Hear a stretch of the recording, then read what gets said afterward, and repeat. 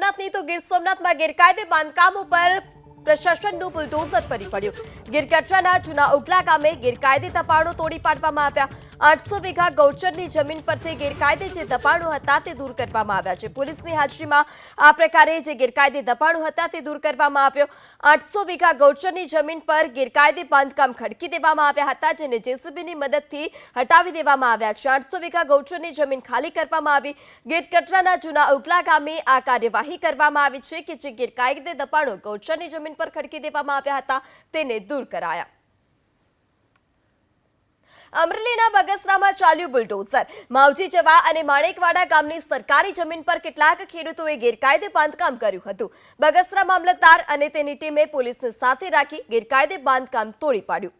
800 વીઘા ગૌચરની જમીન પર ગેરકાયદે બાંધકામ ખડકી દેવામાં આવ્યા હતા, જેને જેસીબીની મદદથી હટાવી દેવામાં આવ્યા છે। 800 વીઘા ગૌચરની જમીન ખાલી કરવામાં આવી। ગીરગઢડાના જૂના ઉગલા ગામે આ કાર્યવાહી કરવામાં આવી છે કે જે ગેરકાયદે દબાણો ગૌચરની જમીન પર ખડકી દેવામાં આવ્યા હતા તેને દૂર કરાયા।